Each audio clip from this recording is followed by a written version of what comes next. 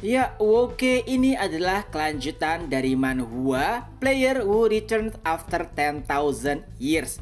Setelah meninggalkan guild Red Rose, Kang Woo pun membuka jendela statusnya. Lalu ia pun mulai melihat seluruh status yang ada di hadapannya. Dan itu benar-benar luar biasa. Walaupun saat ini Kang Woo hanya berada pada awakening tingkat 4, akan tetapi statusnya jauh di atas itu. Jika ada orang lain yang melihat statusnya, pastilah mereka akan terkejut karena statistik yang ditampilkan sangat berbeda dengan kenyataan yang ada. Dan itu semua berkat ia mengalahkan Hellhound di dungeon sebelumnya. Statistiknya naik secara drastis dan bahkan ia naik 4 level sekaligus. Tapi ada satu hal yang membuatnya jengkel. Setelah awakening tingkat 2, poin yang ia dapat didistribusikan ke berbagai macam status kecuali Magic. Padahal yang paling ia butuhkan saat ini adalah Magic. Seberapa besar pun poin yang ia dapat, poin tersebut tidak memberikan tambahan kepada Magic yang ia miliki. Tentunya Kang Woo hanya bisa pasrah. Yang terpenting adalah tinggal beberapa saat lagi ia mencapai awakening tingkat 5. Apalagi dengan bantuan dari Yongju, ia akan lebih mudah untuk memasuki dungeon tingkat B ataupun tingkat A. Dengan itu leveling akan lebih mudah di masa depan nanti. Lalu Kang Woo pun mulai terfikir tentang Kang Tae-soo dan juga Han Sol. Mereka berdua adalah orang paling dipercaya Kang Woo setelah ia kembali ke bumi. Tentu saja membuat mereka lebih kuat akan memberikan keuntungan baginya di masa depan nanti. Walaupun keduanya lebih lemah dari Kang Woo, akan tetapi jika dinilai dari pemain rata-rata, Kang Tae-soo bisa dibilang sebagai tanker yang baik. Begitu juga dengan Han Sol. Itu karena ia memiliki kemampuan supporting yang tidak buruk. Berinvestasi kepada keduanya tentu saja tidak akan membuat Kang Woo rugi. Ia pun berencana untuk membuat keduanya jauh lebih kuat. Akan tetapi mereka juga harus merasakan bagaimana pahitnya atau kejamnya medan perang. Oleh sebab itulah, walaupun Kang Woo ingin membuat mereka berdua kuat, akan tetapi ia juga tidak ingin terlibat dalam leveling keduanya.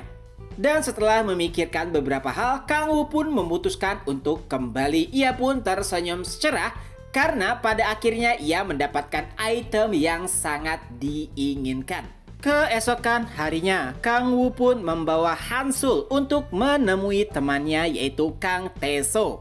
Dan beberapa saat kemudian, kedua belah pihak pun akhirnya bertemu. Kang Tae-soo pun mulai memperkenalkan kepada Kang Woo dua orang yang ia bawa. Ia pun berkata, Kang Woo, ini adalah dua orang yang aku maksud sebelumnya. Ia pun mulai memperkenalkan. Yang pertama bernama Kim Si-hoon dan yang kedua seorang gadis kecil bernama Choi Eun B. Walaupun tampilannya kecil, akan tetapi ia berusia 40 tahun lebih. Setidaknya itulah apa yang dikatakan oleh Yoon B. Mereka pun mulai memperkenalkan diri masing-masing. Lalu saat Yoon B melihat Han Sol, ia pun sangat terkejut karena Han Sol memiliki kemampuan supporting yang baik. Dan karena terlihat sangat mengesankan dan juga cantik, Yoon B pun mengajak Han Sol untuk berfoto ataupun berselfie. Ia bahkan memanggilnya dengan kata Uni, istilah kakak perempuan di dalam Korea. Di lain sisi, Kim Si-hoon akhirnya memperkenalkan dirinya kepada Kang Woo. Ia berkata jika dirinya telah mendengar berbagai macam hal tentang kehebatan Kang Woo dari Kang Tae-soo. Lalu ia juga mulai menjelaskan kemampuannya, yaitu seorang damager yang memiliki kemampuan khusus kelas A. Tentu saja itu adalah hal yang baik. Jika mereka semua bersatu, akan lebih mudah bagi semua orang untuk memberikan andil saat melakukan hunting. Tapi yang paling membuat Kang Woo sedikit kesal adalah tampang dari Kim Si-hoon yang terlihat sangat menawan. Ia nampak seperti pemeran utama dalam karakter di komik-komik. Adapun Yoon B, ia memiliki kemampuan magician dan kemampuan khusus tingkat B. Dan mereka pun mulai berbincang satu sama lain. Lalu Kang Tae-soo pun berkata, "Hyung, bagaimana dengan mereka? Bukankah mereka terlihat sangat baik?"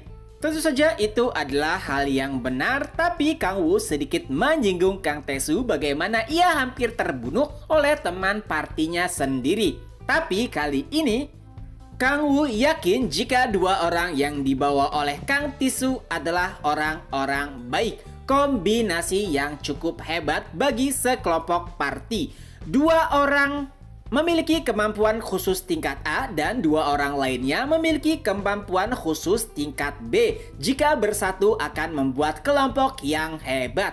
Tentu saja ini adalah investasi yang baik bagi Kang Woo untuk masa depannya nanti. Karena ia berniat mengumpulkan para pemain berbakat seperti apa yang telah ia lakukan di neraka, yaitu memiliki bawahan yang bisa diandalkan. Lalu Kang Woo pun berkata, "Baiklah, kali ini kita akan berburu dan aku akan ikut bersama kalian. Aku akan melihat bagaimana pertarungan kalian. Jika ada kekurangan, aku akan memberitahu apa yang harus kalian lakukan." Dengan hal tersebut, baik itu Kang Tae-soo dan juga Kim Se-hoon pun berkata, "Baiklah, terima kasih Hyung, kami akan mengikuti arahanmu." Dan beberapa saat kemudian mereka pun akhirnya tiba di depan gerbang. Semua mata tertuju pada kelompok mereka. Itu semua karena kecantikan dari Hansul dan juga ketampanan dari Kim Si-hoon. Semua mata terfokus kepada kelompok mereka karena dua kesempurnaan tersebut. Beberapa saat kemudian di dalam gerbang, Kang Tae-soo pun sedang bertarung melawan 3 orc. Para orc tersebut tidak bisa berkutik melawan tubuh besar dari Kang Tae-soo. Lalu Chiu and Bi pun mulai melemparkan serangan magic listrik kepada ketiganya. Dan setelahnya Kim Si-hoon menyerang beberapa yang tersisa. Hanya dalam waktu yang cukup sedikit mereka semua berhasil mengalahkan 6 ekor orc. Tentu saja itu adalah kombinasi yang sangat sempurna. Mereka semua menjadi lebih kuat berkat supporting dari Hansul. Dan itu mempermudah mereka dalam membasmi para musuh yang ada di hadapannya. Lalu dengan sangat bangga Kang Tae-soo pun berkata kepada Kang Woo, "Hyung, bagaimana? Bukankah kita hebat?" Tentu saja itu adalah kombinasi yang bagus, akan tetapi Kang Woo nampak tidak terlalu puas. Lalu ia pun mulai membuka mulutnya. "Baiklah, aku akan memberitahumu beberapa hal yang harus kalian lakukan di masa depan nanti, yaitu terkait dengan kekurangan mereka saat menjalani pertarungan."